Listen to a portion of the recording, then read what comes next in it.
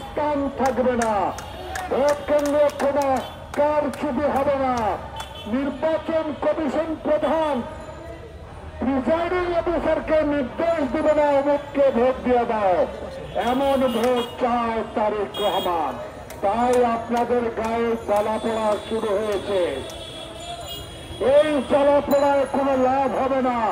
বাংলাদেশের সবচেয়ে জনপ্রিয় দল বাংলাদেশ জাতীয়তাবাদী দল, সেই দলের নেতা তারেক রহমানকে আজকে বলতে হচ্ছে কেতাবি সংস্কার দিয়ে এই সংস্কার চলবে না। সংস্কার হবে নির্বাচনের জন্য, সংস্কার হবে আমার ভোট আমি দিব, সংস্কার হবে দিনের ভোট দিনে হবে। সেই সংস্কার করে অনতিবিলম্বে বিলম্বে বিএনপি নয়, সারা বাংলাদেশে ৭৫ ভাগ মানুষ এখন একটি সুষ্ঠু নির্বাচন চায়। সেই নির্বাচনের দিনক্ষণ আপনাকে ঘোষণা করতেই হবে।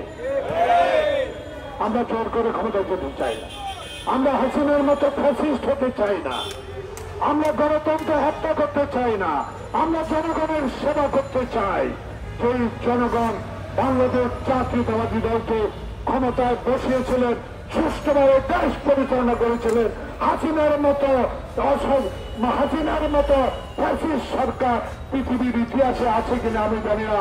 তাই আজকে নতুন করে আবার ষড়যন্ত্র শুরু করে নির্বাচনকে বিলম্বিত করা হলো।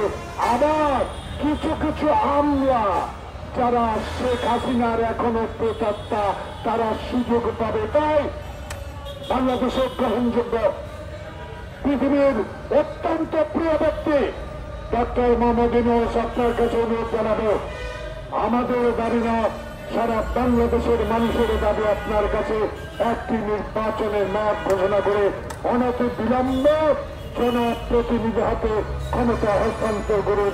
ধন্যবাদ সবাইকে। আসসালামু আলাইকুম।